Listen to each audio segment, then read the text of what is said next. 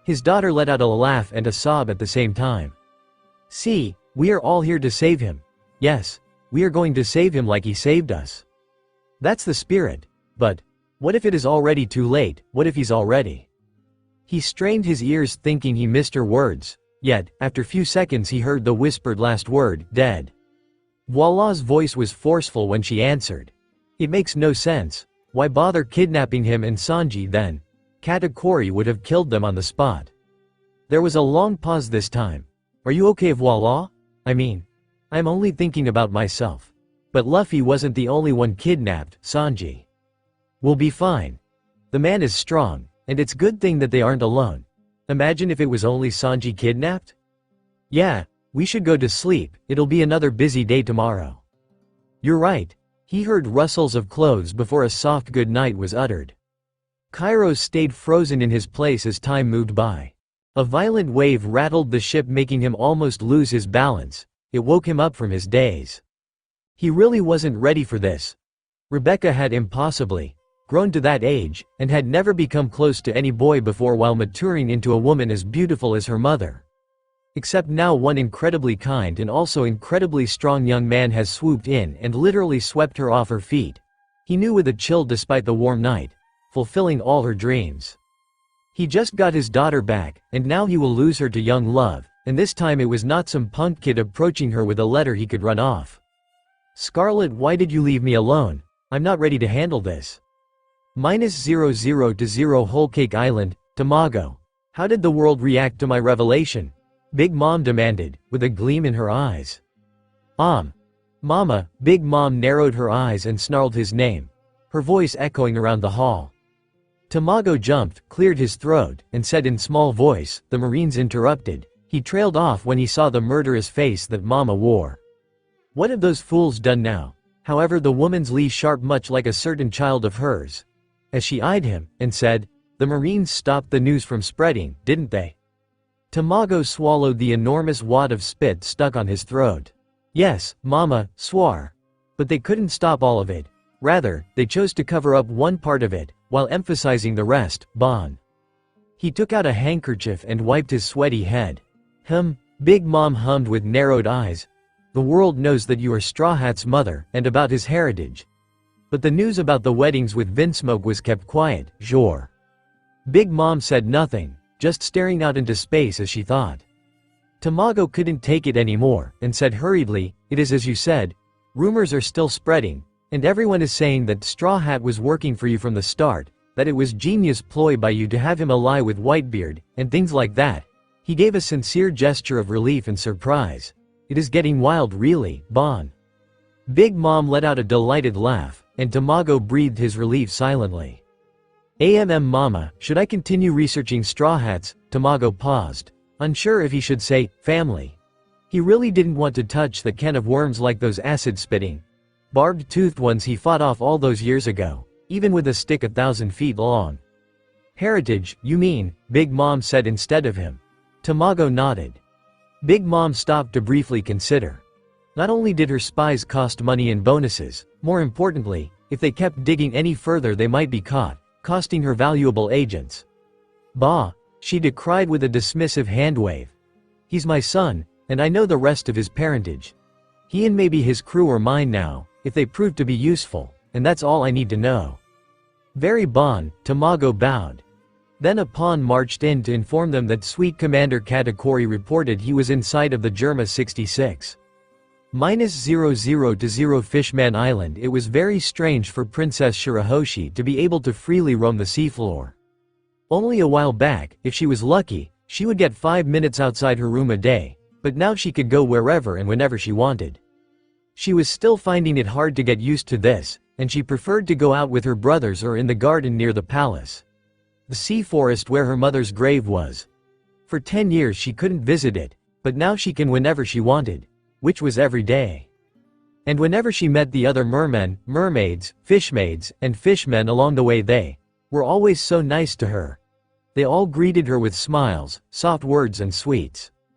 Today was the day she was going to prove to Luffy that she wasn't a crybaby. She wasn't a crybaby, but a strong, proud mermaid. Shirahoshi and her pet shark Megalo were going on an adventure, a special one. She was going to the market, and maybe even to the Mermaid Cove, where all the other mermaids met and have fun. She was a mermaid too after all. Alone, Shirahoshi and Megalo were able to sneakily exit the palace and hide inside the sea forest. She missed the guards carefully and covertly following behind her, just in case. Then they met her first obstacle. Shirahoshi knew that she was very large, she should have put on a disguise. So she was just floating there while considering how to disguise herself. Maybe a mask? A hat like Luffy? Oh. Maybe she should hide inside Megalo. Except Megalo looked sick when she asked him. Hey, it's the princess. It is the princess and Megalo. It's not the princess, it might be the princess. Who cares if it's the princess? No, Shirahoshi wanted to yell. Her plan was foiled before it even began. She turned with sad eyes to meet 5 identical, children's faces staring at her. The princess gasped in delight. Her plan was not foiled yet. Ichika, Nika, Sanka, Yonka, and Yonka too, she said in greeting. They all greeted her back, swimming around her. Shirahoshi thought it was lucky that they had different hair and fins, or it would have been impossible to differentiate them. I need your help, she impulsively said. You do? Of course, we will help. No, we won't. We might help. Who cares if we help? Shirahoshi felt dizzy. It was hard keeping up with their answers and expressions. Yes, you can. See, I want to go on an adventure. You do? Adventure like Brother Luffy? Like Boss Jinbei? Is it dangerous adventure? So what if it was? Shirahoshi decided to ignore her doubts and continued. I am going to the market in Mermaid Grove, alone. Oh, it is an adventure, market in Mermaid Grove? But we go there every day, does this mean we go on an adventure every day? Hey, but you are not alone, Yonkatu said, while waving her hand in the direction of some bushes. What do you mean? Shirahoshi said, looking around in a panic. Stop, Nika shouted, and gestured in her hand for everyone to gather around. The princess felt awkward while she waited for them to finish their private discussion. She was about to ask again what Yonkatu meant by her not being alone, when they finished. You will not go alone, we will join you on your adventure. But, even Brother Luffy goes with his nakama to adventure. The princess considered this. That's right, we will be your nakama in this dangerous adventure. Let's go, wait, Shirahoshi called. We can't go like this, she shouted. The girls all looked at her in bewilderment before catching on. You're right. You can't go without a hat, on adventures you need a hat. Like my hat? No, mine's better, of course, mine's better. They all had cowboy hats on their heads with different colors, some with dots, other with flowers. We will find a big hat for you, and then we will begin our adventure. Does that mean we are crewmates? Pirates? Don't we need a name then? A flag? Who is the captain? I am. No, I shush. Shirahoshi felt herself growing dizzy as she tried to keep up as they went back and forth. She just wanted to go on a small adventure. Things were getting out of hand. Shirahoshi doesn't know how, but they found her a big hat. She was sure it was really a big shell, yet, no, the girls said it was a hat, and it fitted her head perfectly. And it looked pretty, it was pink and had pearls around it. They had also found paint with several colors, mainly orange, purple, and yellow. So they painted her fins and hands. She was sure no one will know it was her now. Megalo got painted orange, even though he didn't want to at first, but she made it clear if he wanted to participate in the adventure, he had to go along, or go home alone. The girls even gave her a secret name. She was Roby. She really didn't like the first few names they suggested. Plump, Beefy, Lofty, Puffy, when they had gotten to ones like Oni, Windigo, Vipal, Brady, etc., she had wanted to cry, and their crew was named the Jewels. They were almost near the market, and no one even greeted her or stopped them. She was having so much fun. Shirahoshi froze in her swimming. She was sure she heard Luffy's name shouted. Did he come back to visit us? So soon? But I'm not ready, I haven't even finished my first adventure. She got closer to a crowd of mere people and fish people. No one paid her any attention. The quintuplets followed her, calling her name. Roby, this isn't the right wa. Oh, Straw Hat Luffy is so cool, someone shouted loudly, cutting off Ichika's complaint. She was right. They were talking about Luffy. Was he here? She searched around with a touch of dread. but her pounding heart was mainly full of anticipation. No one paid them any attention, not even the orange shark got more than few glances. They were all so engrossed in their discussion. He beat a warlord. Damn, Luffy is a true hero. Of course, he is the hero of Fishman Island. You would expect nothing less from him. But what about his family? Yeah, they are dangerous, and Scather is the leader of the Revolutionary Army, someone whistled. He took being outlawed to the next level. Which one, Dragon or Luffy? Both. First Dragon, and now his son's trying to raise the bar even farther. It's funny that his grandfather is a Marine, who would have thought? Not any Marine either, but the hero of the Marines. But his mother, yeah, that was really unexpected. I know, does that mean Luffy dissed his mother for us? Defy her, he did, for us. It makes him a bad kid, not listening to his mama, joked someone. Oh, he is so cool, standing for us against his own family. Oh, that makes him even more of a hero, the hero. Our hero, hey, isn't something fishy going on here? Ha ha ha ha, a fish pun, not funny, oi. Give it a rest with all those fishy puns. Yeah, getting really old, but what do you mean? I mean, that maybe they were in on it from the start, a mother and son. Huh? The mother spreads horror, and then the son comes as the savior. It's devious plan, I tell ya. Shut up. Luffy isn't like that, Shirahoshi shouted, startling everyone, including herself the most. She wasn't really sure what had happened involving Luffy, but she was sure of one thing. Luffy was Luffy. He would do whatever he wanted, not someone else's plan. He could hardly follow Boss Jinbei's plan, even after he agreed to it. Luffy said to be free means doing what you want. There was something about meat too. She will not back down. She glared at them. She wasn't a crybaby. Luffy was her friend. They made a promise. No, those were not tears in her eyes, and she wasn't sniffling. The princess is right, yelled someone in the crowd. Huh, what princess? Demanded Ichika. No princess here, Nika said heatedly, swimming in front of the princess, Roby. It was kinda cute, the confused observers thought, as if trying to hide the princess behind her. It was pity, the size was so different. Still cute.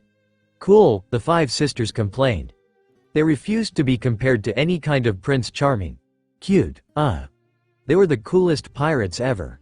Just like their hero, Luffy. Yeah, this is Roby, Sanka gestured, and repeated, Roby. Roby is not a princess, Yonka insisted, moving closer to the group of bystanders, and glaring at anyone trying to open his or her mouth. She is a pirate, Yonka too announced, following Yonka's footsteps, her hands folded in front of her, looking disapprovingly at the group. Megalo, who was swimming behind Yonka and Yonka too, was nodding along, and smiling with too many teeth. Roby was not sure why. It was no time to smile now. If he kept drawing attention, she was going to be found out. An awesome pirate, Yonka repeated loudly. From the Jules crew, Nika piped in. But tried one citizen. Everyone else seemed really confused now. Never heard of such crew, yeah, and this is clearly. Ahem, someone cleared his voice, it was a merman. How are you doing, Roby? Roby flinched and nodded, confused. He seemed familiar for some reason. She was really confused. Should she say something? It was rude not to answer. But saying something was what got her into this mess. What should she do? She was beginning to panic. No, she ruined it all. She shouldn't have talked, but they were telling lies about Luffy. You know her? She is not th. Someone began saying, only to have another merman stop him from speaking. Really, he almost stopped him from breathing altogether with a choke hold. Aren't you her Guar? Someone else asked hesitantly. Nope, we are just humble merchants. The first one insisted loudly. He turned his back to the mermaids to face the crowd as he said that. Several of the townspeople paled, and moved farther away. Don't change the subject, the Roby I mean, is right. Luffy wouldn't do something like that. The other merchant shouted loudly and desperately. Of course Roby is. Sanka yelled, huffing in annoyance. I concur. But that's not Roby, it's some poor fool that had no delicacy tried to protest. Yeah, shut up you moron, someone from the crowd near the offender said, while cuffing him over the head. Others joined in, vigorously. Finally, everyone was on the same page. Yeah, Luffy wouldn't betray us. It makes no sense for him to do so. Yeah, how dare you say that about our savior? He saved our princess. Who is not Roby? Yeah, this Roby looks nothing like the princess. Our princess is graceful and beautiful. Not that you aren't beautiful, Roby. Yeah. Shirahoshi just nodded along, trying to look not offended at all. She pulled it off, truly. Because of that she had a big smile. She would forgive Megalo for smiling too much. They hadn't been found out. Her disguise worked. Everyone thought she was Roby. Hooray. Luffy is hero.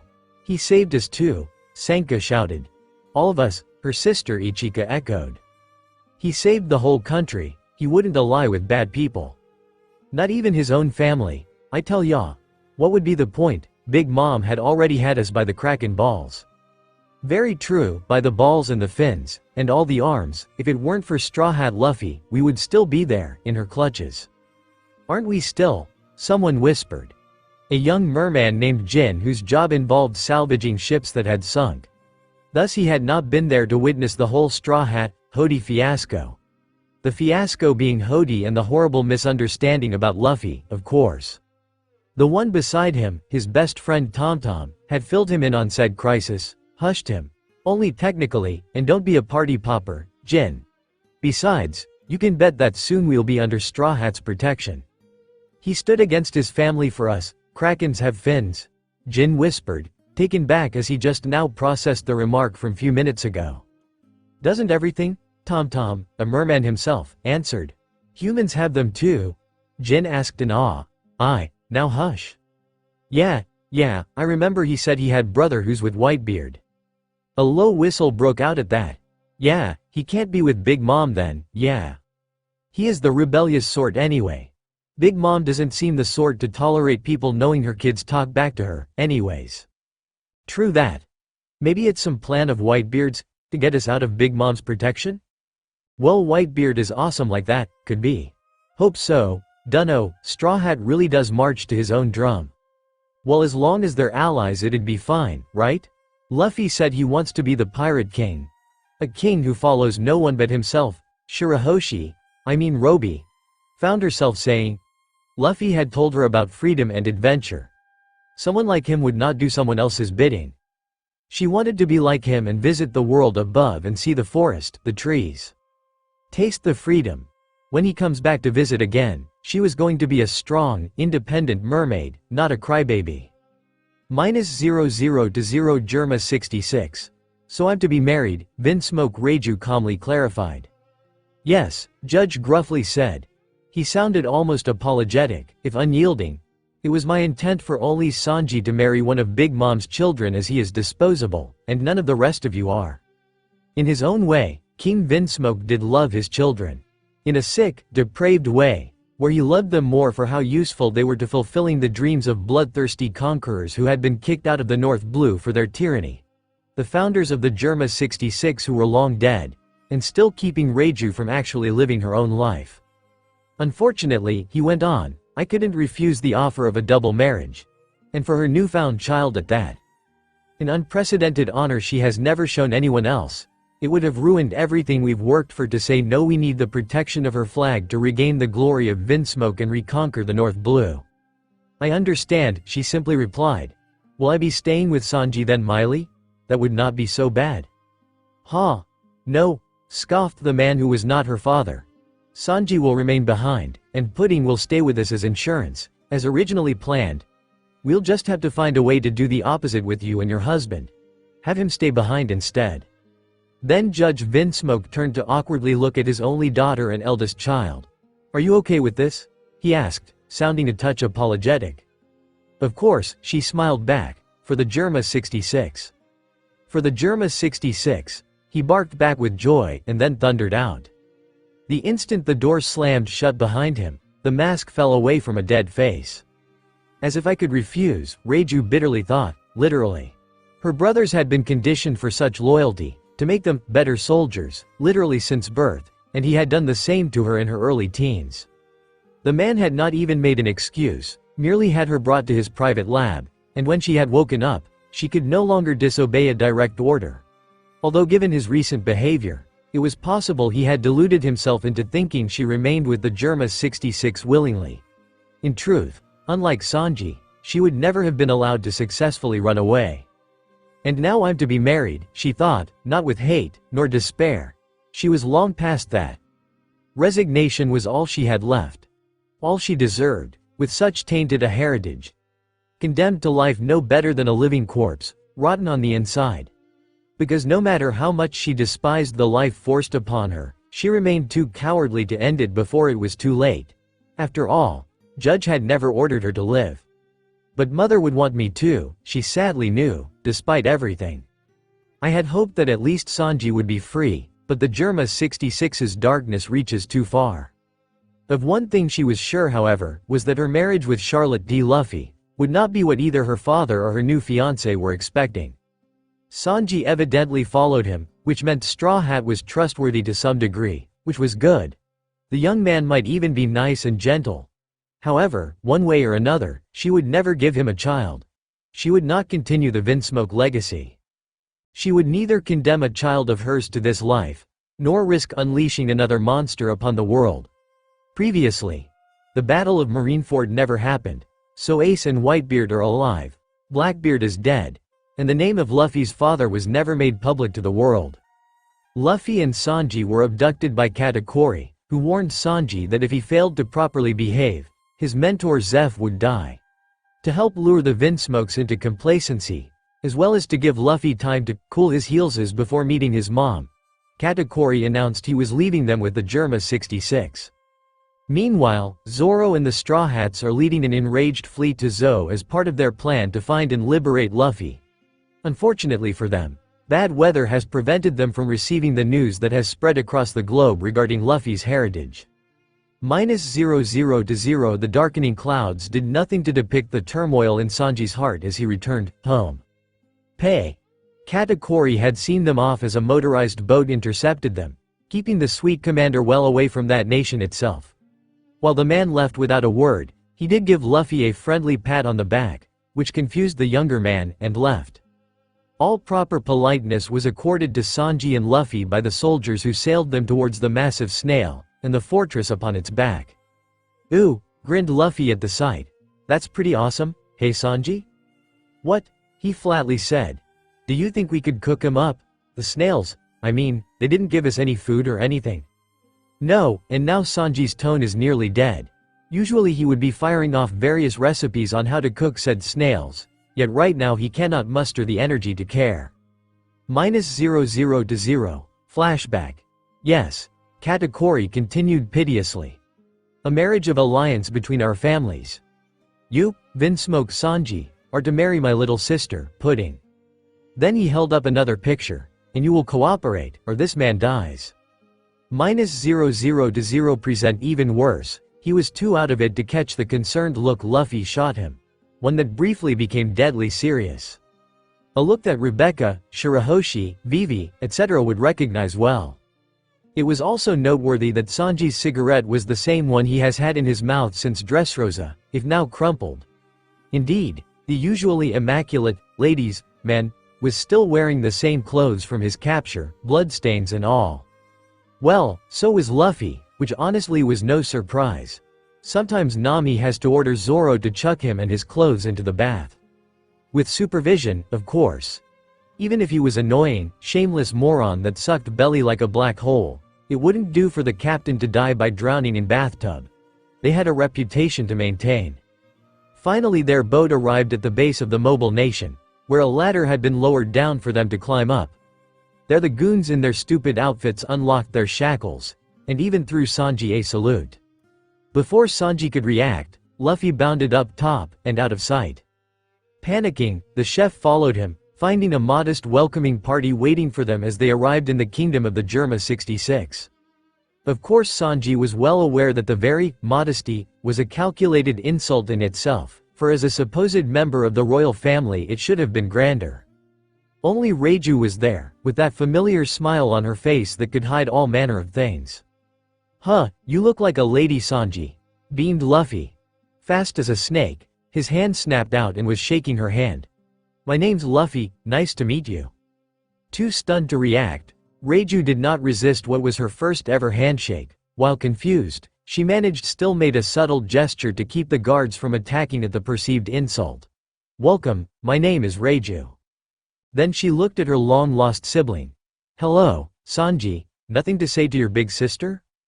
"I made it crystal clear that I wanted nothing to do with any of you," he snapped. "We're no longer family." Luffy said nothing, just giving a flat, empty look to this exchange. If Sanji had been thinking clearly, that would have been the point. He would have grabbed his captain and leapt into the ocean, taking his chances with the Sea King's insane and frankly supernatural weather patterns, and whatever other horrors, as he tried to swim back to the Thousand Sunny. "So cold," she lightly chided.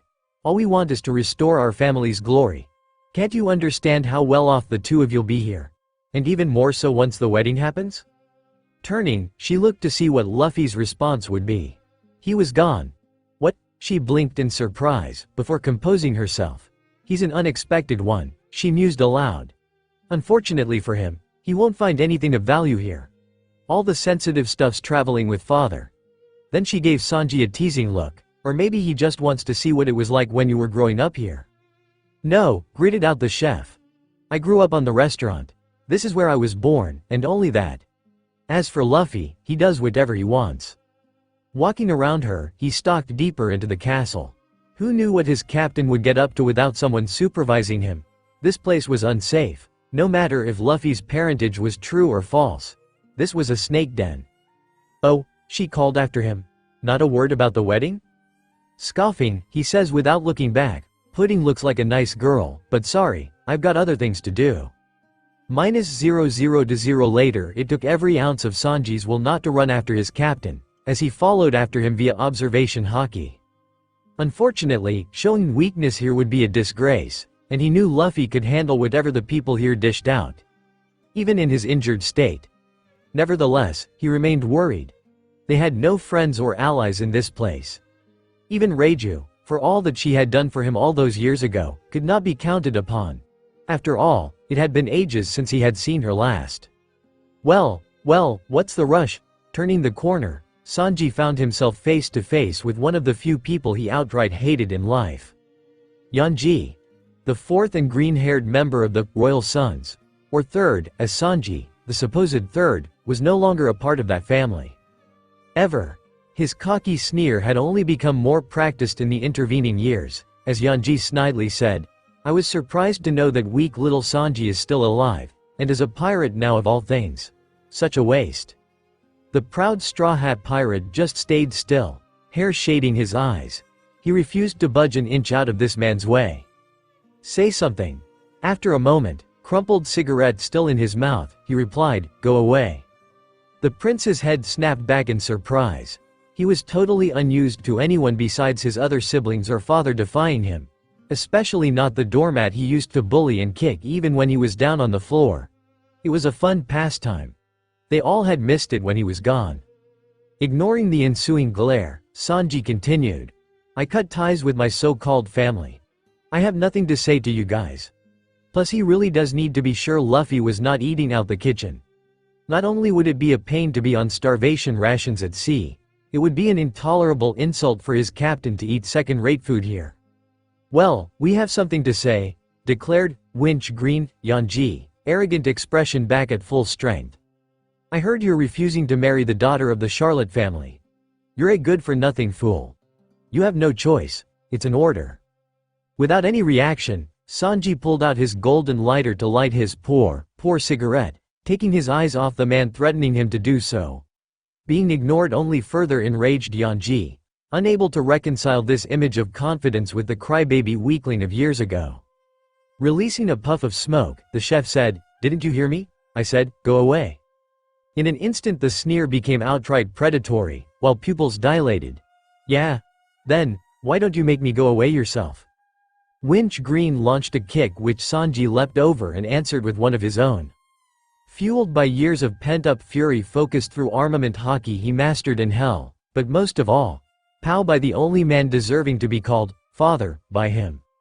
A man whose life was now endangered because of a little starving kid he took into his home, giving him a dream, a passion. All at the cost of his own. By cutting off his own leg to keep himself alive, While giving a brat he hardly knew all the food. Yanji's genetic enhancements to his reaction time and durability only meant he was permitted to stay conscious as he saw the black shoe come at his face and send him through 3 walls. His iron-hard outer skeleton bending and breaking under the impact. Dazed, Winch Green could only lie there before darkness claimed him. At one point in Sanji's life, accomplishing that would have been a fantasy. A hopeless fantasy to strike back at his oppressors. Here and now, he just kept walking. Like that were beneath his notice, and he had a starving captain to feed. -00 when Sanji finally did track down Luffy, he was surprised to find him in the medical lab. The huge mound of meat he was chowing through was to be expected, yet the fact that the maniac had thought to get proper treatment, was a bit of a shock. Were his injuries that serious? Well, no, maybe not. Despite his suicidal tendencies, Luffy was a survivor, and respected the need for a doctor. Chopper had been very good about that. "Here you are, idiot," groused Sanji. "Hey, Sanji," grinned Luffy, experimenting with his arm. "Look at this. I'm nearly all better already. Chopper's going to love this place." Flinching back, his friend rallied himself. "What are you talking about? Chopper's not coming here." She, chuckled Luffy. "Don't be silly, Sanji. Anyways, I'm going to have a nap, so you go talk to Lady Sanji, alright?" And with that his captain plopped his head down, and promptly fell asleep. It took 5 minutes for Sanji to regain rational thought as his brain rebooted. He almost kicked Luffy awake, except he recognized he had been given an order. "Idiot," he snarled, before storming out. -00 beneath her smile as she rested in her favorite sitting room. Reiju was coldly trying to figure a way out of this mess. Luffy seemed alright, and Sanji clearly cared for him, yet the latter was still her priority. The one her mother sacrificed herself for. The only one in her accursed family who deserved to live. For her love of her mother and her brother, she would find a way for him to be happy again. Yes, if only she could live up to the name her mother had given her, she thought bitterly. She knew her father continued to believe Reiju meant 0, as she was the firstborn, but not a boy. He had always underestimated his queen, never suspecting the real meaning behind the name she had given her daughter. Reiju. Letting go of conditioned habits, including any self-limiting thoughts. Reiju wondered if her mother had foreseen what her father planned for his progeny in the future, and in her desperation, she tried to give her eldest child some kind of hope to hold on to. Some kind of protective charm. As much as she loved her name, she hated it too. It reminded her of what she couldn't be. At least she had stopped flinching inwardly when her father called her by her given name now. But at the same time it reminded her of her mother's love. Sometimes that was the only thing that kept her going. She would at least try for her brother's sake. Although I can't see a way out, she bitterly thought. Oh Sanji, why couldn't you have just spent the rest of your life in that restaurant?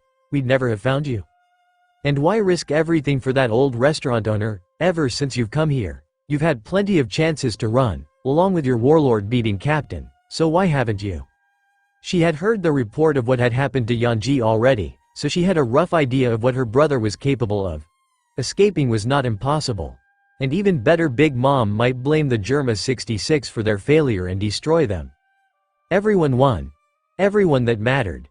Unfortunately, it seemed he refused to listen to reason, which meant she would have to try and make him feel satisfied with coming back here. At the very least, it would give her a role to play while trying to figure out something else.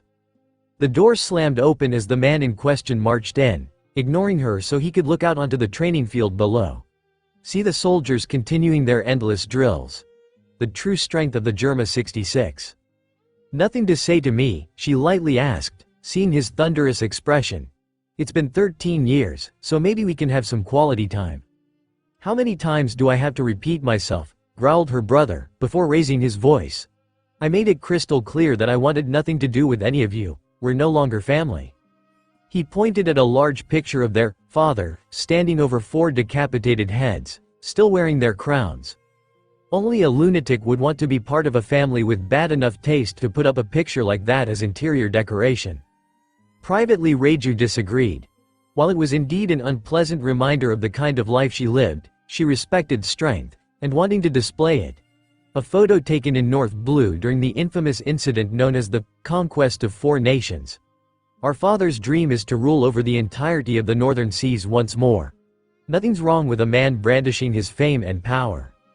He was clearly unimpressed. Nevertheless, she tried offering him more, anything, so he could be happy here. If he could best Yanji, then maybe he, despite all his pure kindness, the reason she loved him so, would be able to endure the rest of their family long enough. So she paraded beautiful women in front of him to tempt him. Reminded him of the soldiers who would literally lay down their lives for him. Wealth. All his as a member of the Vinsmoke family.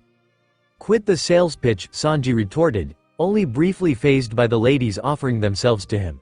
I've got no intention of marrying that girl. Isn't Pudding a sweetheart though? I really like her a lot. A lie. They had never met, and while she was presented as the perfect, lovely daughter and minister, Reiju had her doubts. When you got right down to it, what was really the difference between the Charlottes and the Vinsmokes besides relative military might? Even if Pudding was somehow as kind as Sanji, she doubted anyone as innocent as she was portrayed could have risen to such an important rank within such a ruthless pirate crew. At that moment all her work was undone as she heard a voice yell, "Commander, where are you heading to?" "The room Sanji is in," answered that hated voice. "Father," she cheerily said, "to what do we owe the pleasure?" "You enjoy being a huge pain in my ass," rumbled Judge, towering over both his children, fully outfitted for combat. His daughter already knew where this was going to lead. "Son, quit calling me that," snapped Sanji with a dark anger. "Even if I were to admit that I have a parent, it sure as hell wouldn't be you." Interesting choice of words. That could be taken to mean he still cares about our mother, but does he consider that Chef his real father, pondered Reiju. The eavesdropping women, descended from a long line of girls who only lived if they brought pleasure to their royal masters, could only gasp in shock at a defiance they literally could not dream of. "Did you do something to Yanji?" challenged Judged. "I'll have you know that boy's strength is quite formidable." "And that's the real reason you're here," Reiju thought, albeit with equal curiosity. As children, Yanji would casually beat upon his hopelessly outclassed brother. At that age they could already bend metal or shrug off bullets, while Sanji had only been human. A so-called failure. What had changed? "Then I suppose mine just happens to be more so," Sanji retorted with frothing emotion. While obviously he remembered what his life had been like, she expected him to gloat over his victory. "Let's take this outside," declared the Vinsmoke King clearly with one another using their fists. "You mean they can only obey and follow what you're saying after you're done beating them? Understanding you isn't even a factor, nor them having any choice," Reiju sadly knew. Her true feelings still safely hidden away. -0 from the room's balcony, Reiju watched the battle between father and son progress. The soldiers, always eager to see their beloved king, were cheering. Even better, Sanji, supposedly dead all these years, was competing too. They recognized his strength from the very start, and wanted to see how he would fare. Sanji did not even hesitate, leaping upon his hands in a strange stance before spinning his legs around to deliver a powerful kick. Judge blocked it with his forearm, yet even from here she could see that doing so had been a struggle, and had even hurt despite his raid suit and own physical prowess. Blackfoot indeed, she noted. I never saw him fight like that before. I'll bet Redfoot, Zeph taught it to him. So you dare kick your own father? Barked Judge. You started this fight, so I'm gonna finish it, Sanji replied, still balanced on his hands. Furthermore, don't you dare call yourself my parent anymore. Judge's spear struck in a series of strokes, as the large man highlighted how quick and strong he really was. You've returned home, Sanji. This means that you are indeed my son. Kidnapped, was her bitter thought. Surprisingly, Sanji's own speed and reflexes were up to the task as he danced around each blow. It's hard for me to feel sentimental about that when you're waving around a big-ass spear trying to impale me. The crowd continued to roar and cheer at this macabre display of family bonding, and Reiju sadly knew how much this casual violence was just another day for the bloody Germa 66. Only Sanji would think that something like this was wrong. Even she felt it was okay, even when she knew deep down she should be repulsed by it.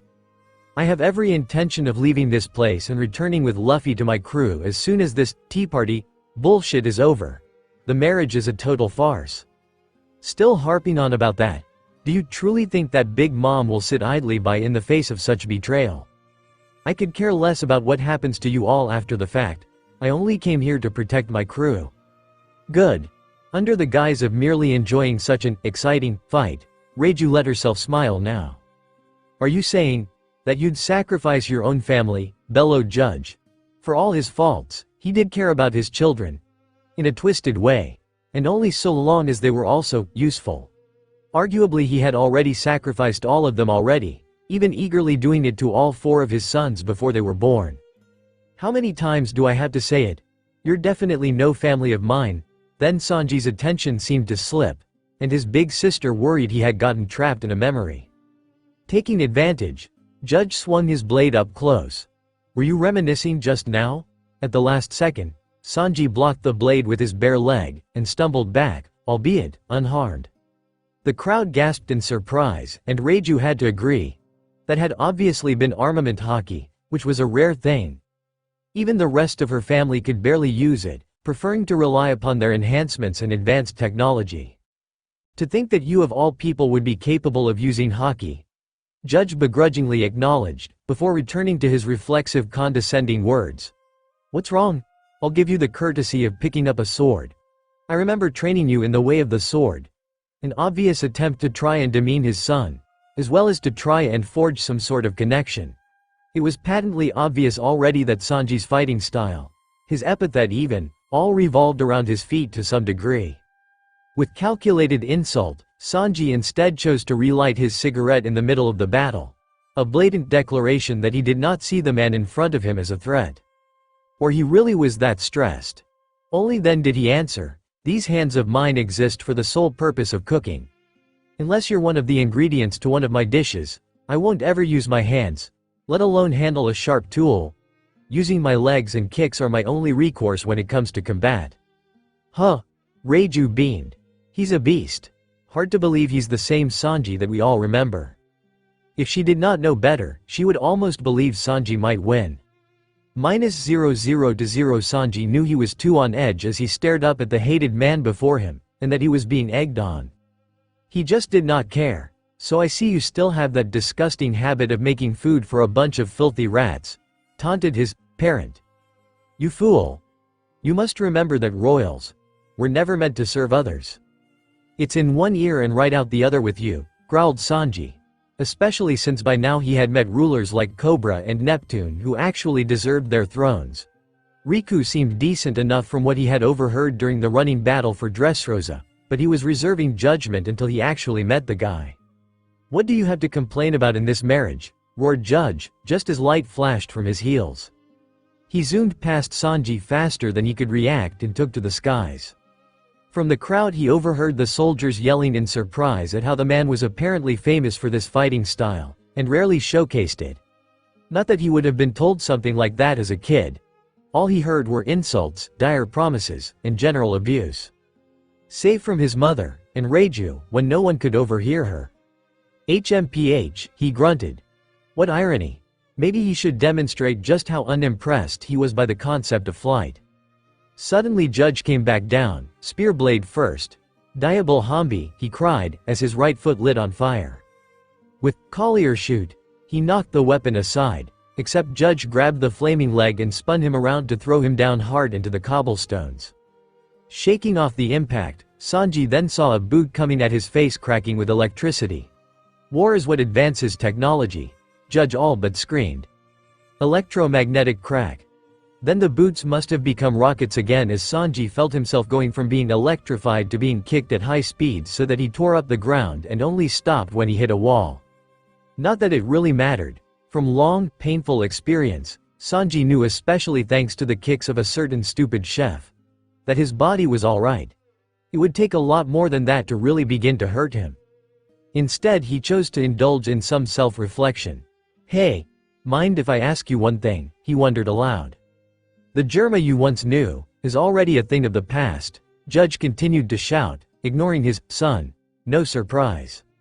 Slowly yet fluidly, Sanji got up, showcasing how fine he still was.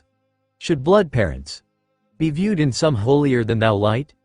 You never bothered giving that little kid a single decent memory." In that moment Sanji let all his dark feelings show on his face. The poor runt had it pretty rough back then, wouldn't you agree? Memories of being locked in a cell with an iron mask on, to be forgotten alone in the shadows. With it only getting worse from there. "Poele a friar," he said as he turned up the heat of his already burning foot so as to match the resistance of that suit. "I feel nothing but hatred towards this man," Sanji knew from the depths of his heart, as he readied himself for the next clash. No matter where it lead, all Judge said was, "Wall." Leaping to meet the spear, Sanji flinched as 3 soldiers suddenly threw themselves into the duel and right between the combatants, facing Sanji, obediently ready to throw their lives away for their king. "Oi!" screamed Sanji. "Get out of the way, dumbasses!" He could not see Judge now, and more importantly he could not continue his own strike without risking hitting them. "They may be Germa, but they did not deserve to just die," a voice yelled, and the chef's own instinctive compliance to that familiar voice made him harden his course. A rubbery foot with a kick harder than a cannonball slammed the human wall aside, and time seemed to freeze for an instant for Judge, letting him look cross-eyed at his failure of a sun's burning shoe 3 centimeters from his face. Roaring out his hate, Sanji kicked the filth he had left behind all those years ago, and sent him across the courtyard and through the brick and steel wall. Shaking his head, Judge pulled himself out of the rubble to swing his spear at the failure, only for one leg to block it. Twisting himself midair, Sanji came down with his right foot to snap the shaft in 2. Still spinning, he came around, unleashed a relentless, burning barrage into the still stunned Judge, flambage shot. -0 to 0. Reiju could only gape in disbelief as her brother beat down on their mutual tormentor. Truly, he had grown into a man beyond her imagination. The soldiers were frozen, for while their sovereign was assaulted, it was also being done by the man's own royal son, and as part of a formal duel no less. They had no orders to help them overcome their confusion. Their conditioning simply did not cover this contingency. Then her fiancé, the one that this new version of her brother followed, took that choice away from them. Gum Gum Jet Rain. Monkey D. Luffy tore into the infamous army of the Germa 66 without heed. "What's wrong with you guys, just butting in like that?" Gasping, Judge threw Sanji back with a hefty backhand, burnt and bleeding all over. "Reiju," he shouted. "What are you doing? Get them." She hesitated. Just for an instant, that was all she could manage. The next moment she found her body hurtling down to the ground, and she was facing off against Straw Hat. His steely eyes all the more terrifying when set in a face that should only know joy. "I'm sorry," she thought, wishing he could hear. Alas, she dared not let that man see her true face. The emotions she still held tight. Or else she may lose the little humanity her mother had fought and died for her and her real brother to retain. -0 to 0. Impassively, Luffy stared at Sanji's sister. Through his observation haki, he felt her anguish. How she wished for nothing more than to not fight him. The love she felt for Sanji. A love Luffy shared with her for him, and for all his nakama. "Why do you have to fight?" he asked. She didn't want to fight, but here she was. This confused him. Luffy always believed in following your own path, your dream, or at least paving it by force if need be, not following someone else's orders or doing their bidding. "Why are you doing this?" he asked. "You're strong enough to do whatever you want, so why do this?" She said nothing, just stalking forward slowly, as if to stall, to do something a part of her rebelled against. Like Nami with Arlong, he realized with a swell of hate. Or Robin at Eni's lobby. Yes, that was it. It was the same emotions Robin emitted. An empty shell full of regrets. Trapped and feeling like it's impossible to escape because everything you've already tried only failed miserably, so what was even the point of trying anymore because you would feel that same crushing despair all over again? Fine. He was not the same person as he was all those years ago. He was no longer as weak as he used to be. Reaching out, he felt all the minds of those around him, with Sanji glowing especially bright, and for all but his nakama, he squeezed. That was what it felt to use the haki of a conquering king. The strange men with the same stupid outfits who all felt weirdly similar collapsed simultaneously. Whoever Sanji was fighting shook it off, yet Sanji's sister stumbled. "You don't have to fight it," he offered her, Yes, yes I do, she grimaced and continued to advance. -00 to 0 beyond words. Sanji flew at his greatest monster with another snarl of hate. The depths of it had somehow impossibly grown when he had glimpsed the conflict in his sister, and while he did not know the details, he knew enough that this was all on him, their so-called father. And here and now, he was no longer some wimpy kid. Moreover, this time his captain had his back, so there was nothing that could stop him. Except Judge did not hold his status due to just his technology, children, or army. Grabbing a sword that had fallen nearby as Luffy attacked the soldiers, he charged to meet his progeny, flying on his rocket boots. Roaring, the man swung his blade with such speed and skill to earn the interest of Roronoa Zoro himself. Sanji regularly sparred with the man, and mere interest was not enough to match that. Infusing his leg with more armament haki, Sanji deflected the first strike, the second, and then Judge grabbed his collar and bore him down to the ground using his fancy boots. Enough of this, you're weak, that's all you'll ever be, enough. And so Sanji looked up into the eyes of the man crushing him into the ground, rearing back his sword to end it. Looked, and remembered everything this man had put him through. A childhood of terror, misery, misplaced guilt, pain, and almost crippling loneliness, costing him his mother. For that alone he was beyond forgiveness, but now? Threatening that stupid, senile, perfect old chef. Pulling Luffy into this. The Straw Hats, particularly Nami and Robin, he couldn't care less what happened to the Merimo bastard. All the life and sun of his existence. No more. So Sanji merely whispered, hell memories. -00 to 0 fire. It was as if someone had made real the very idea of fire. Scorching and destroying what it touched, except also cleansing. Bringing light to darkness so that something new and pure could grow there. Reiju gaped. Something so bright, she could hardly look at it without tearing up, had taken shape. She felt relief and warmth when she saw it, she didn't know why. A sun had erupted within the Germa 66 kingdom, no. A pillar of flame that reached to the heavens and blackened the ground and choked the air with its heat.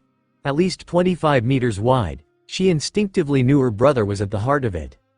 Maybe it'll be over in time? Endlessly the power of a conqueror bore down at her, sending shivers up her spine as she prepared to fight Straw Hat, heading towards him as slowly as possible as the leeway in her orders would allow. She could always claim it was confidence in the inevitable Vinsmoke victory. Unfortunately for them both, this was not the first time she had fought a conqueror, and possessed the will to resist. Wait, what if I didn't? Could she? Her own conditioning told her to obey, and ingrained habit propelled her, yet maybe. Screaming inside for her freedom, Reiju threw all that she had into giving up, battering against the full iron weight of her programming, even as the weight of Straw Hat's will tried to crush her. Suddenly the cold grip upon her spine was gone, and warmth suffused through her, helping her. While she snapped the chains in her mind, she had finally lived up to the name her mother given her, she was finally Reiju. -00 to 0 sensing her elation, Luffy immediately stopped using his haki. He had felt the shift within her, and it was almost as if she were fighting a part of her own brain, which was messed up. Clearly she needed to beat on Sanji's old man some, and eat meat. Lots of meat. Meat made everything better. Blinking, she stared deep into Luffy's eyes, and then jolted back as she realized she had gotten so close without him ever hitting her. That they were almost directly face to face. Barely an inch between them. Oh, she stammered. He's over there, he calmly told her, jerking his thumb over his shoulder. Following the direction, she saw Sanji impassively standing over the king of the Vinsmokes. Despite being almost half the man's height, Sanji casually held the man by the collar while the rest of his charred and broken body was slumped over. You could still hear him gasping and sobbing. Oh. Saw Sanji look to see Reiju hesitantly walking over. Over her shoulder, he could see the grim expression of his captain. Although if Luffy was letting her approach, then all was good. Reiju, he simply replied. We've got a lot to talk about, she said, with a sad little smile. If you're sure. I am. Reiju. Help, Judge managed. Help, daughter. Then his eyes widened farther as he saw her expression. Yanking him out of Sanji's hands, she drew him close. The Germa 66 will now die, she whispered so softly only the three of them could hear. Stiffening in outrage and fear, he tried to get out one last order, but then shook as he started to froth at the mouth.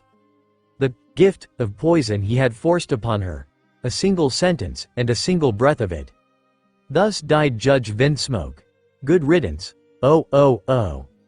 Afterwards, seizing control of the interconnected castles that were present was fairly straightforward. Yanji could hardly stand up to the three of them, and in short order was stripped of his raid suit and put in a medical coma. He was so outclassed it did not even warrant happening on screen. Not that we know anything about being on screen, we are writers for Kraken's sake, not animators. The rest? Incidentals.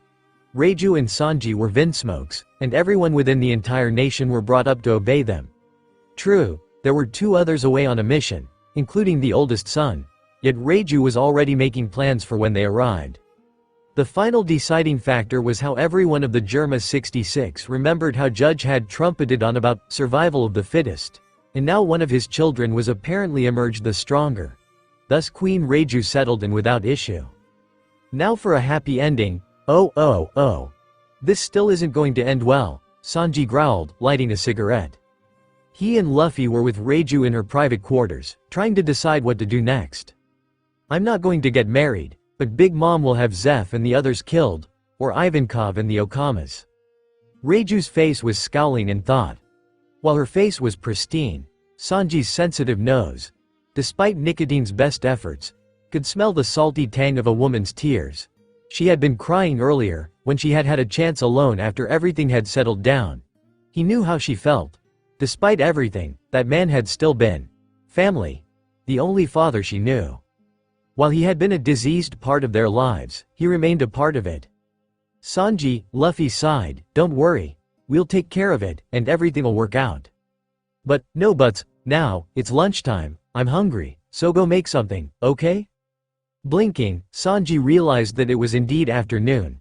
More importantly, he realized he could cook. Here, in the Germa 66, for his captain and sister. Oh Melorine, it was wonderful. -00 to 0 Reiju had been about to tell Luffy he insisted upon being called that, off for ordering her brother around, except that Sanji's face had lit up with joy and purpose. Of course Captain, he barked, and scampered off. I'll show these people how a real chef cooks. She blinked at the sudden shift, yet Luffy just started to laugh. Seeing her looking at him, he explained. Sanji's happiest when cooking for those he cares for. This'll calm him down. Oh, she smiled. Thank you. No problem, Reiju. He grinned back. So, what can you tell me about yourself? Myself? She asked in surprise. Yeah, what's your dream? Opening her mouth to answer, she realized nothing came to mind. Oh sure, there was testing and sampling different poisons, and she did enjoy fighting and sparring, but other than that, something unrelated to being one of the army of evil. At one point it was trying to destroy the Germa, or to at least live to see its demise. To end their lineage. Before that, she used to dream of being a normal girl with normal family. She can't even pinpoint when this dream stopped. But here she is now as their queen. The irony. Was this considered a dream? Was she even capable of having one anymore? I really don't have any, she confessed. Could you give me some suggestions? Or tell me about yours and Sanji's adventures? Once more his face brightened up the room, and he began to ramble on in a disjointed way about all the things he had done with his crew, and what they liked to do, and how maybe she would like those things too. It was the most enthralling thing Reiju had ever listened to. So this is my fiancé.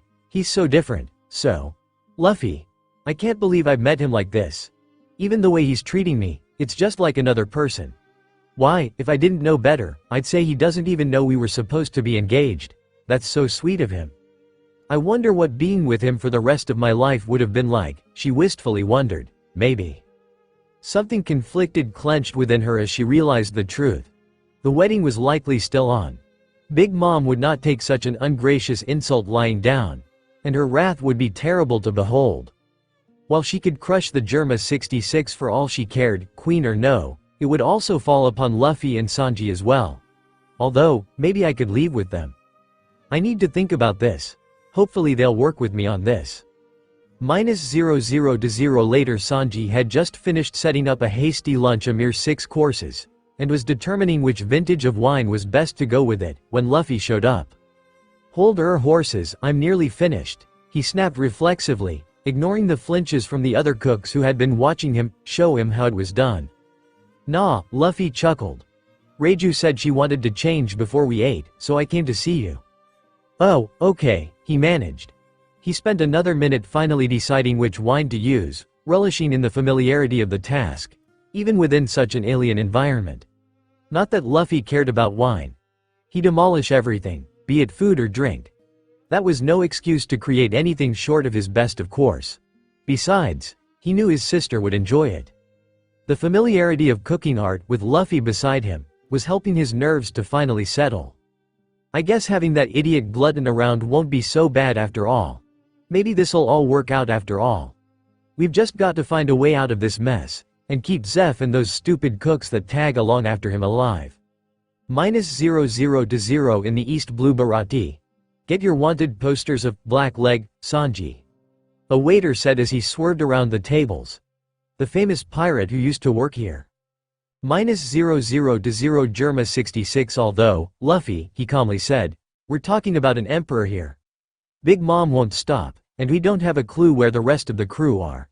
How are we supposed to do this? Huh? Luffy whined, trying to steal food from one of the plates. Why are you talking like an idiot, Sanji? I'm serious, he snapped. This isn't something we can just punch our way through. His precious captain blew a raspberry at him. Stupid Sanji, what do you think's going to happen? Zoro and the others will come to us. Count on it, and Big Mom's the bigger idiot. -00. The new world is too weird, moaned Nami. In front of them was an elephant so ridiculously massive it reached the clouds, casually walking through the ocean. Suddenly it twitched its head as if in pain, and the fog cleared for them to see a massive fleet of ships at its rear legs. Even from here they could make out the swarm of bodies nearing the top. An army? Who are they, and is there any reason why I shouldn't cut them up? Zoro calmly asked. Too calmly. None whatsoever, Law answered, hefting his own blade. That's the Jolly Roger of Kaido the Emperor, he added. Zo is under attack. Previously, the Battle of Marineford never happened, with it replaced by a titanic battle between Whitebeard and Kaido, which ended with the strongest man in the world besting the strongest creature in the world. Shirahoshi went on her first independent trip into the city, falsely believing herself to be disguised well enough nobody recognized her. 2 years later, Zoro and the Straw Hats are leading an enraged fleet to Zo as part of their plan to find and liberate Luffy. Unfortunately for them, not only has bad weather prevented them from receiving the news that has spread across the globe regarding Luffy's heritage, when they arrive, they find ships flying Kaido's flag already there. -00 within the throne room of Fishman Island, the latest in a series of happy meetings was taking place. Truly things were turning around for their people, of course. To stay on top of this, things were busier than ever.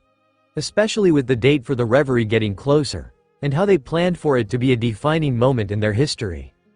So yes, there were a lot of things that they needed to do to prepare. It was a bit overwhelming, as such both the ministers and the king would meet every day for a short update. Although the minister of the left was unusually late for today's briefing. My daughter goes on an adventure every day, Jammin, said King Neptune joyously. What a happy time to live in. Indeed, who would have believed a day like this would come? Said the seahorse, minister of the right. He was in full uniform, with a katana on his left hip, and a trishula-like trident on his right hand. I wish Otahime was alive to see our daughter growing up. Queen Otahime would have dealt with Vanderdecken Ix when he first started to court the princess. True, Jammin, she would have knocked him out and then given him a lecture until he saw the wrong of his ways. Ho, the king's large pet whale shouted his name in agreement. The guards are still following her? Of course, on every outing, the guards are coordinating with the Medaka quintuplets, so you don't need to worry. Also, everyone in the kingdom knows what role they're to play. The king nodded happily. His pet joined him, nodding with his whole body, his elaborate crown almost falling from his big head. Even though, trailed off the minister of the right, his hand nervously playing with the trident. Jammin, the princess and quintuplets wanting to be pirates is being taken too far, the minister of the right shouted, admonishing at the king. It was true that pirates had saved them, and they were thankful, but order needed to be maintained. And as king, he should at least try not to encourage it. What? They have a flag now, and they are asking Dan about building a ship. Of course, the scandalous behavior did not end there.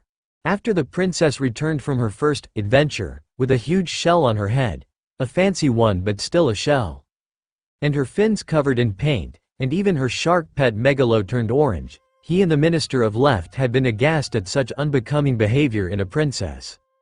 Even if it was for a disguise, they had let their feelings about the issue be known to the king.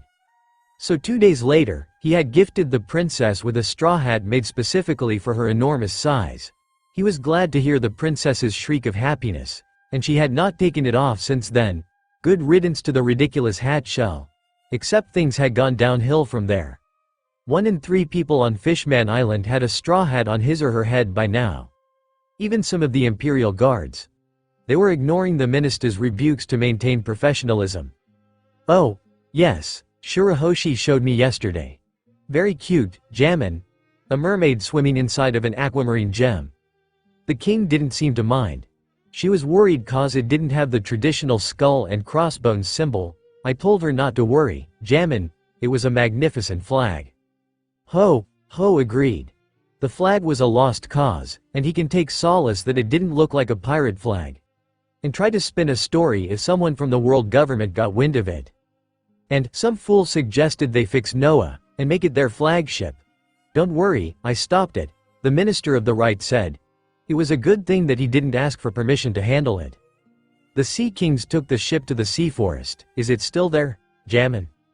Yes, I have guards check regularly from afar if it moved or not. About. The minister of the left burst to the room, shouting, Your Majesty. Although he was short and used a wooden cane, he was moving swiftly to where they stood. His light blonde hair and long beard swaying as he moved. What is it, Jammin? The king asked, alarmed. Ho. A call from the Big Mom pirates. They are asking us to send candies, said the catfish merman, breathing heavily. What? Didn't we send some a while ago? First thing they did once the factory was fixed. After the whole accident with the candies shipment that was eaten by Luffy, and the Straw Hat pirates taking responsibility for it, Neptune had had a long, specially secured den conversation with his old friend Whitebeard. If it was time to change the Big Mom's flag, they waved, now, back to the one they exhibited for more than 20 years.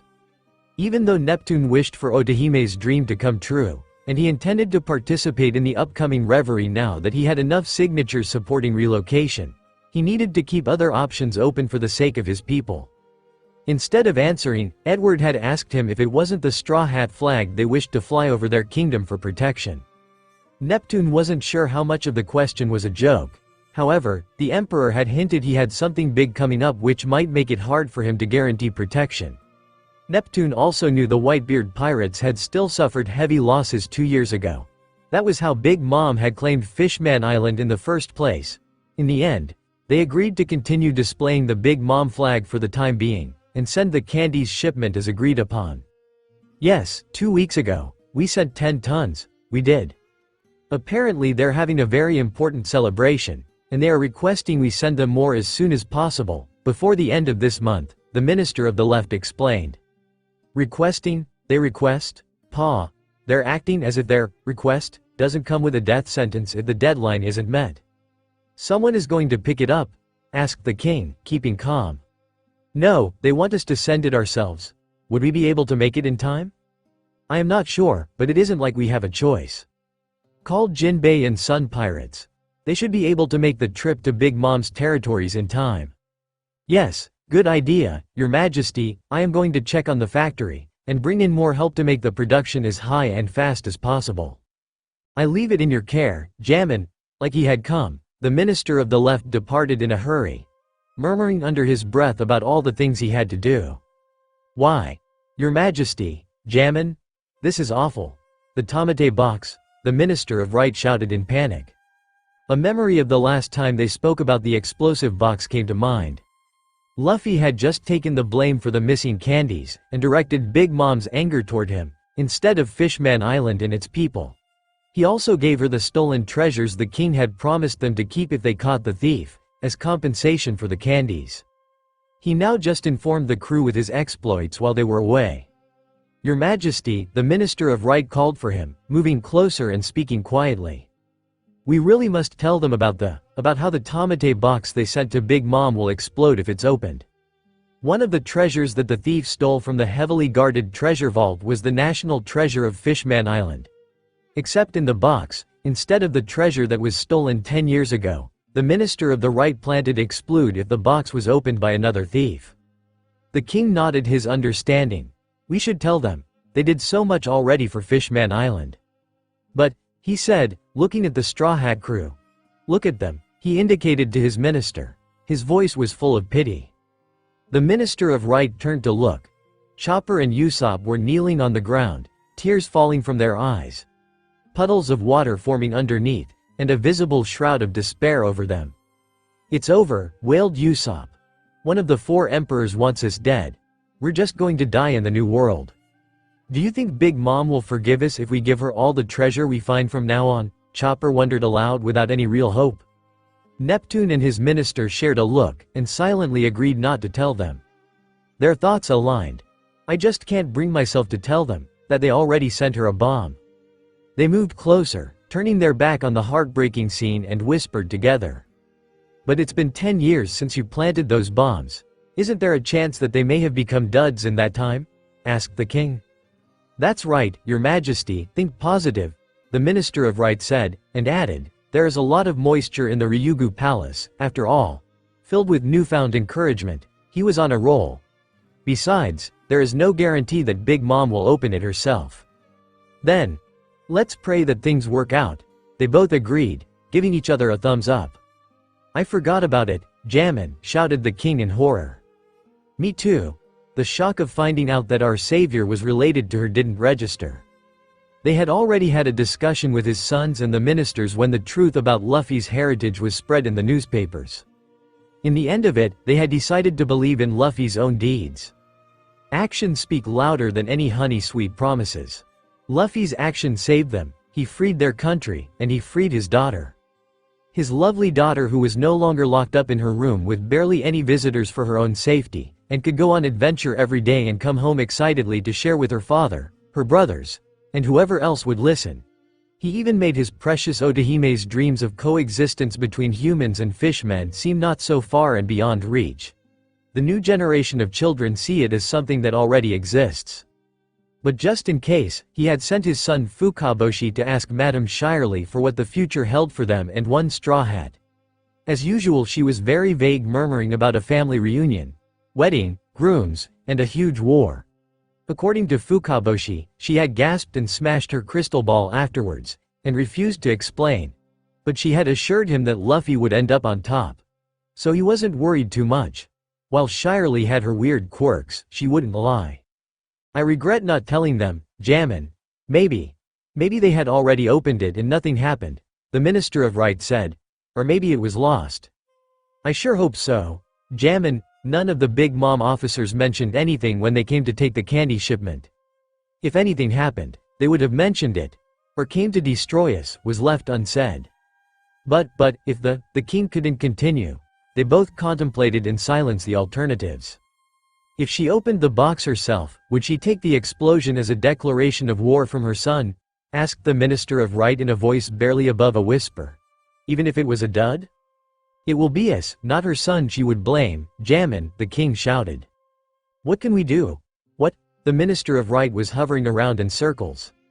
They were both frantically trying to think of something. "Jinbei," the Minister of Right shouted triumphantly. "Your Majesty, when we send Jinbei with candies, we will ask him to steal the box, or destroy it, or whatever necessary." "Good idea, Jammin, yes. Jinbei is very capable, and very trustworthy." "Yes, Your Majesty. I will explain the issue to him when he arrives. We need to do it in secret, Jammin. Better to bring him here, and I will speak to him." "I will do as you say, Your Majesty. For now, let's pray that they don't open the box, or if opened nothing happens. I will also call Jinbei and let him know we need to speak privately with him." "Ho, With everything going on, Big Mom wasn't able to examine the treasures sent by her beloved sweet son instead of the promised candy. Pa. She couldn't eat treasures. To her delight, her little boy Amai does indeed live up to his name, as he has a sweet tooth, just as it should be with any Charlotte. Eating her 10 tons of candies, the little brat, for that, she would teach him a lesson when he arrived. How severe would depend on how contrite he was when he showed up. Once he did, she would spring Amai's true name on him to rattle him up more and drive home it was his duty to serve his mama. Honestly though, Luffy, what had been going through that thief dragon's mind when he came up with that? Now she had to go through the bother as well of making sure the rest of the world knew his true name after the wedding was done. According to what Katakuri called to report, Amai hadn't seemed surprised when he found out about her. Interesting, she would see how he would react to her in person. She had agreed to her son's suggestion to leave him with Germa 66 for now, as to not disturb their plans, and as another way to make clear her displeasure without being too overt about it. Even better, those ignorant Vinsmoke thought she would honor them with 2 weddings. She looked forward to their downfall almost as much as the wedding's cakes and the treasure box gifts. If her newfound brat behaved himself, learned his place, maybe she would let him lead the vanguard of her army of cloned soldiers. Although she had to admit it might take a bit for him to learn his lessons like a good boy. And if he proved too stubborn, well, she had lived without him for 18 years already, so no big loss. Still, she would prefer to keep him. Actually yes. Maybe she would even give him Fishman Island if he was so popular there, as the reports she received seemed to suggest. Fish people going around with straw hats of all things on their heads. Speaking of which, in the end, she still received her beloved candy in full from there. Even if it was late. She should forgive the fishmen. But she won't. She wanted her cake and candies right on time. They had better be on time for that extra order of candies she had just ordered for the upcoming double wedding. She would have to call Peckhams and Tamago later to go over what happened on Fishman Island in detail, and how exactly had her dear son taken all these treasures from Neptune that he sent her as compensation for the candies. She looked around her treasure vault, her eyes lazily examining the new jewels and the gold that was added recently, searching. "Here is it," she exclaimed happily. "Oh, that's the treasure box." Opening treasures boxes was one of the joys she marveled on, second only to eating candies. She examined the box with a refined design and several locks on it, indicating the lengths its creator had gone to protect the contents within. Definitely masterful work. She wondered what kind of treasure this box hid inside of it. More and more drool dripping from her mouth at the promise of what wonders it must contain. Then the design fully registered, depicting either golden waves or clouds. Big Mom froze for a second in recognition from old records. Yes, no mistake about it. It was the legendary national treasure of Fishman Island. A treasure that was passed down for generations by the royal family. Was it here by accident? Did Neptune unknowingly send it to her? Or was he afraid of her retaliation, and decided to ease her anger by giving her this gift? It didn't matter, it was hers now. Oh, what a treat. "My favorite, I am so happy," she exclaimed to the treasure room, her eyes sparkling in anticipation.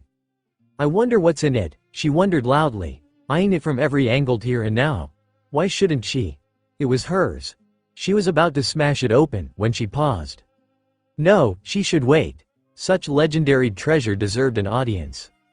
Emperors of the underworld, especially Morgans, the president of the World Economy newspaper, and all her other allies, would be at the wedding. She would open it then with everyone present to see this majestic treasure as she became its new owner.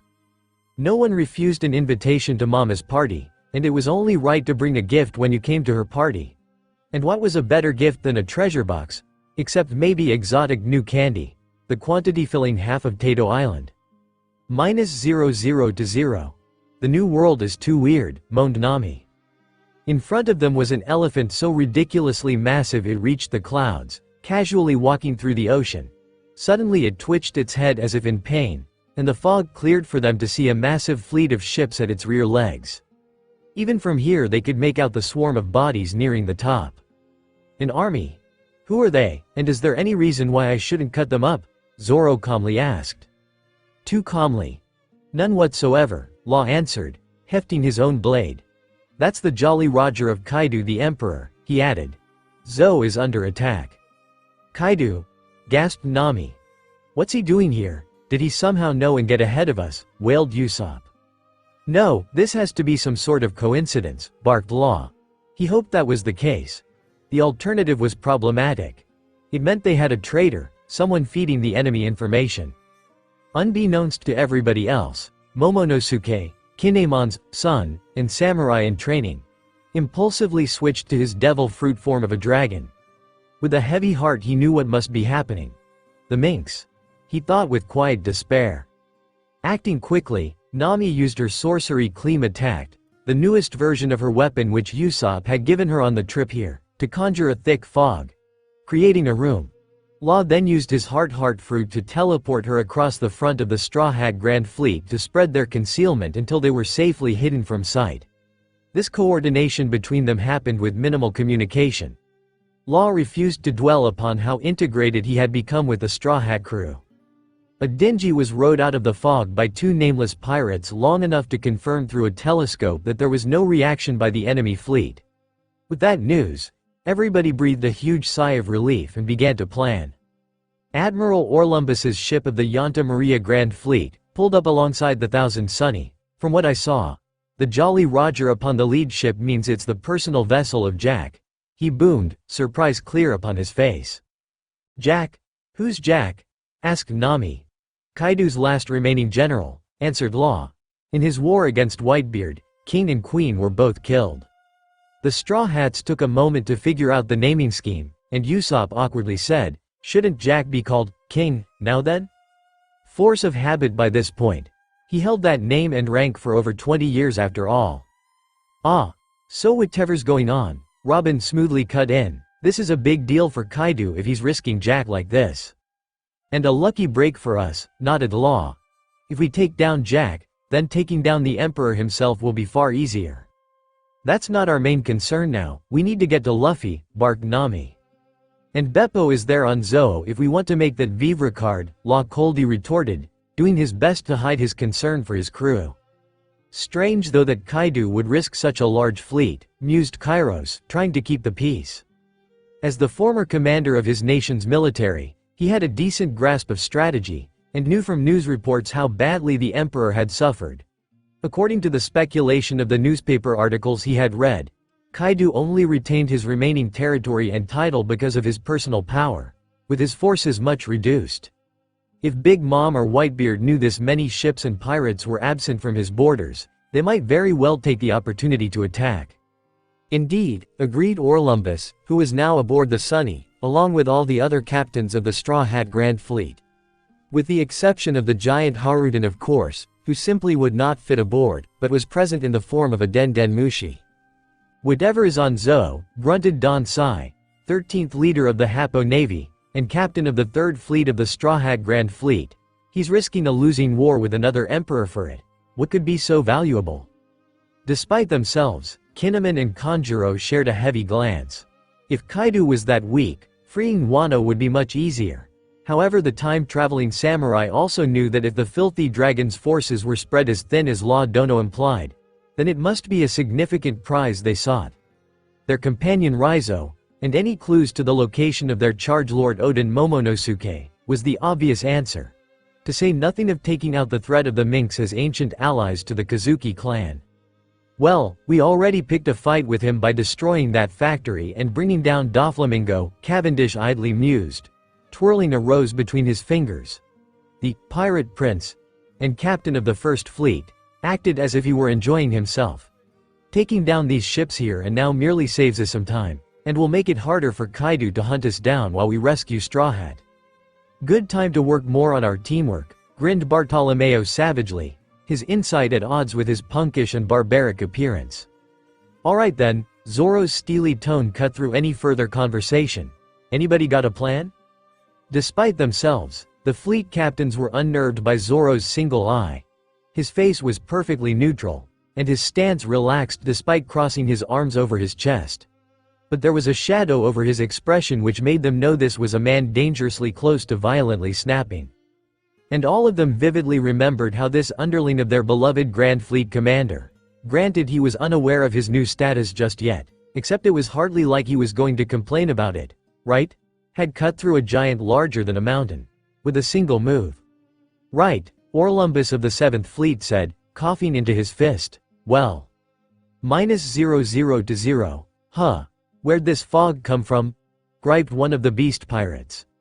A skeleton crew of pleasures was left to manage the ships, while the rest of crew were up on top of the ridiculously huge elephant, fighting the minks, and looking for the samurai. This was taking far longer than expected, with the latest waves of reinforcements just reaching the top. Hey! The beast pirate looked up, his permanent grin becoming a little wider at the sight of somebody riding the elevators down the kilometers-high elephant leg. Huh? The sap. Reaching the bottom, the messenger said, Jack's getting fed up.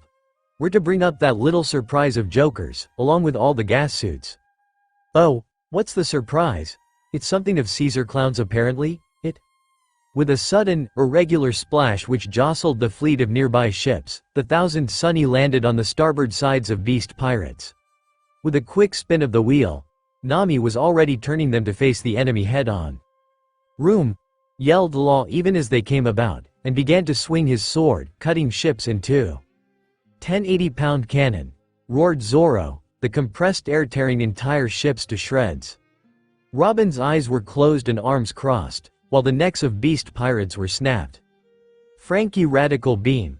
Boomed Frankie, firing his laser to blow up another ship. Ready Usopp! Called Nami. Now, grinned Usopp.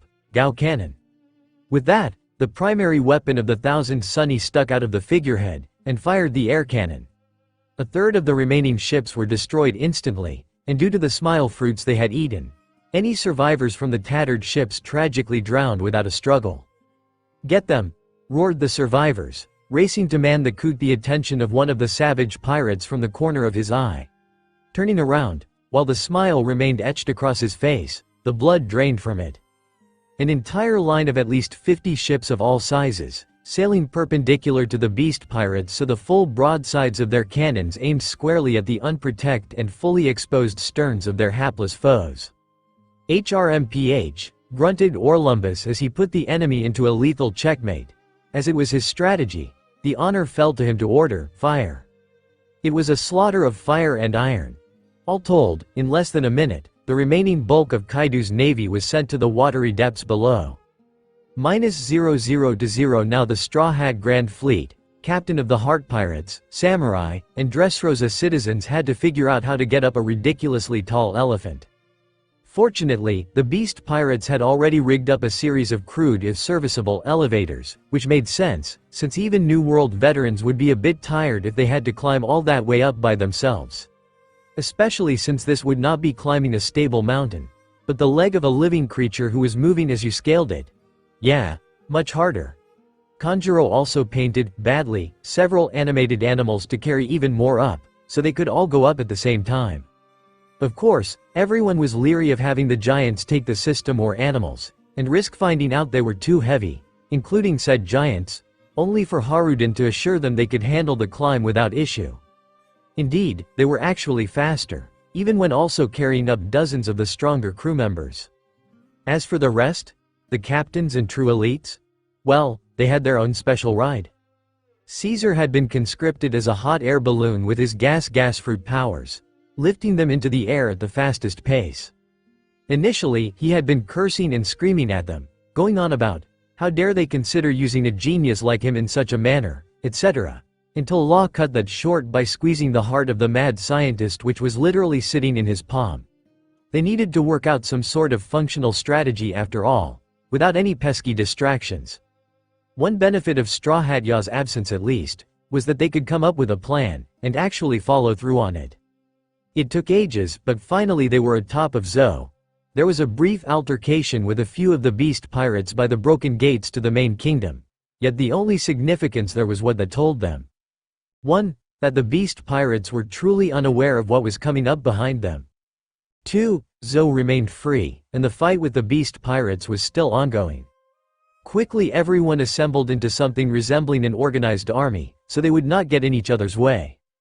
Remember, said Law, looking around at the assembled captains and other leading figures, our priority is finding Beppo, so he can make us a Vivre card to find Straw Hat. as well as continuing to weaken Kaido's crew as much as possible. Understood, Roranoa ya? Rananoa ya? It was only then that he realized there was only a blank space where the swordsman had been. Oh, no, now he's lost, sighed Usopp. Again, was left unsaid.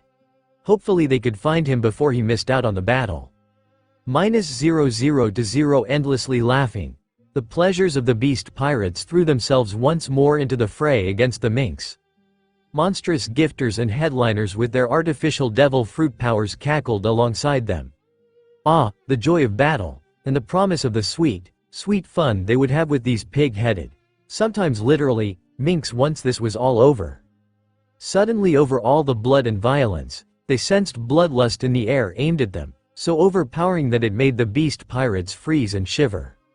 The men at the rear turned around to see a single figure behind them.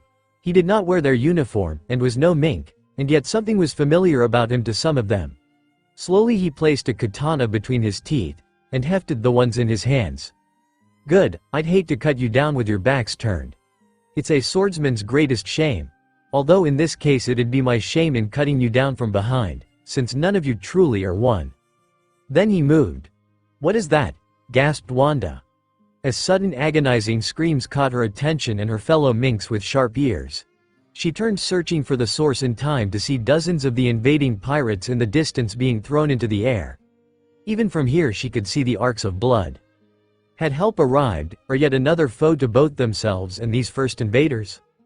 -00 despite his fury and usual disregard for the odds.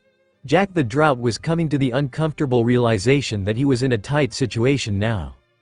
While he had promised Kaido that none of the uppity Flying Six were necessary for this mission, he hated how they were chomping at the bit for Kaido to promote them to All-Stars. Despite their weakness, fighting these minks had dragged out too long. Moreover, from what he could see, his army was now being attacked from behind, which meant not only were his ships likely destroyed, but that after taking care of these newest weaklings he would have to seize their ships while taking care not to destroy them. Insufferable. With a roar he knocked the Dog King back to take note of who had shown up, when one of his men shouted in recognition, "That's Trafalgar Law, and those are the Straw Hats." Straw Hat and Law, more worthless members of the worst generation. Although they had been in the papers lately about forming an alliance, and causing a mess for Joker. Weird that they were now here, since he figured the feather-loving arms dealer would have handled this trash already. Was he losing his touch? Although with all the fighting, they had not received any news coups recently. Anyways, his biggest concern was that the poison gas weapon was likely lost, and he was now losing more men. Looks like he would have to risk going all out on this to settle it quickly. The longer they were exposed like this away from Wano, the more time that Fossil Whitebeard had to find out and come after them. It had already dragged on for 5 whole days, worse, another 2 days and it would be a full moon. Yeah, he liked a good fight, slaughter. Except this was too much. He needed to find that samurai, or ninja, or whatever now, so he could find that accursed prince.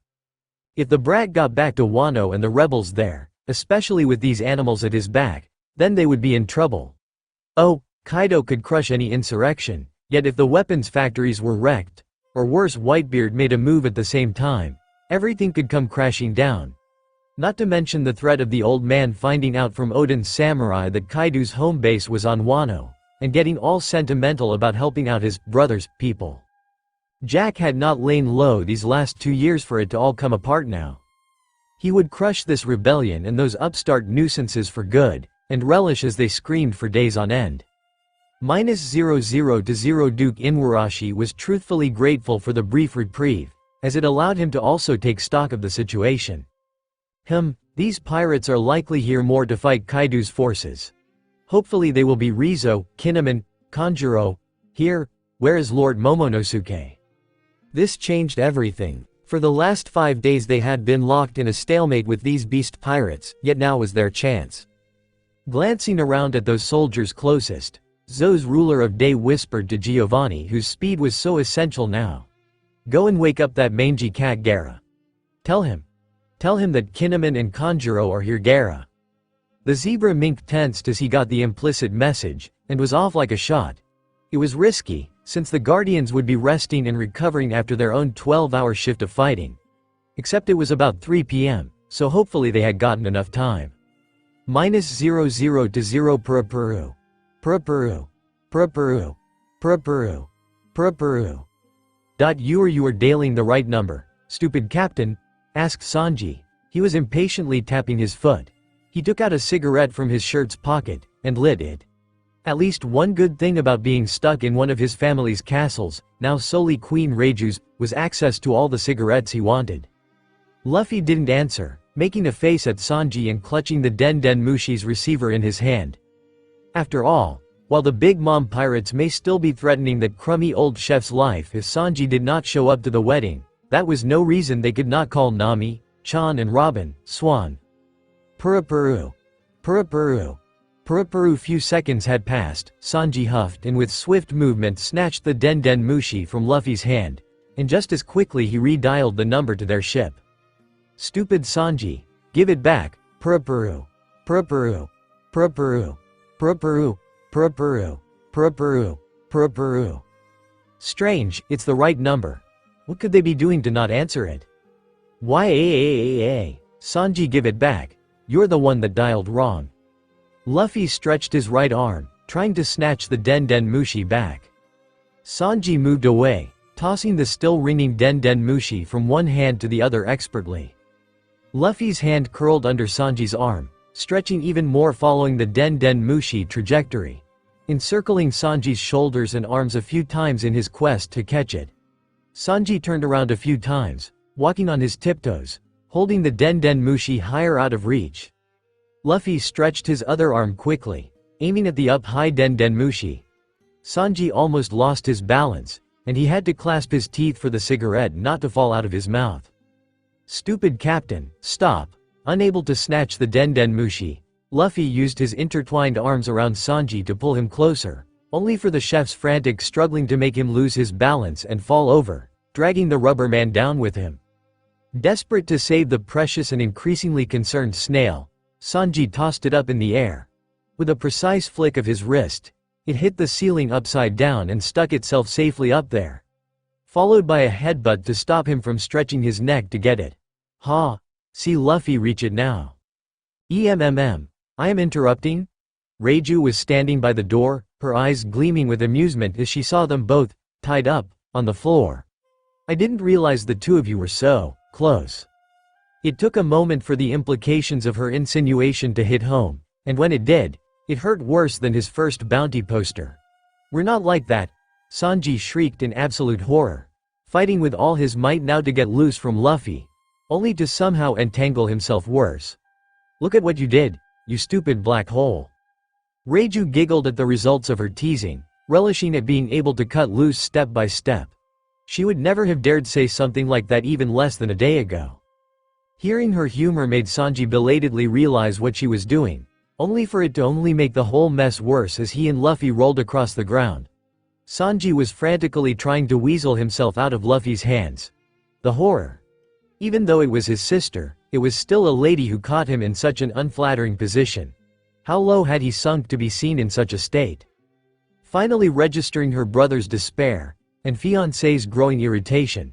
Are you alright? She asked with a slight worry in the undertone of her voice.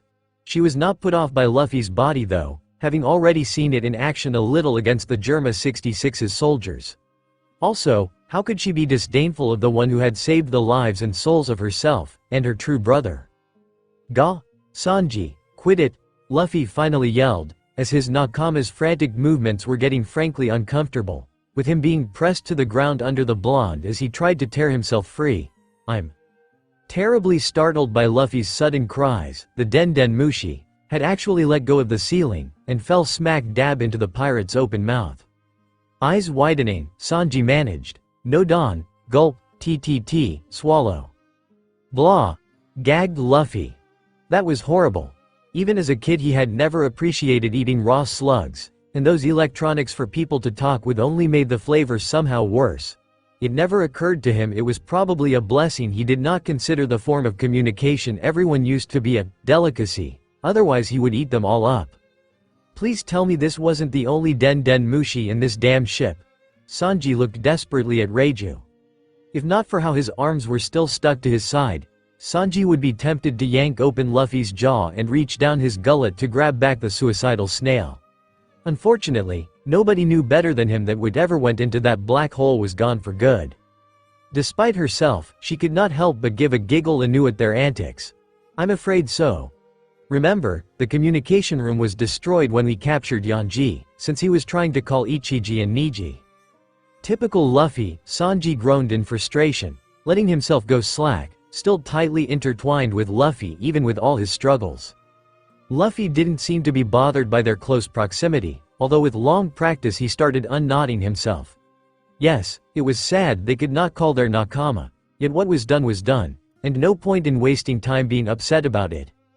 Besides, he knew they would turn up sooner or later.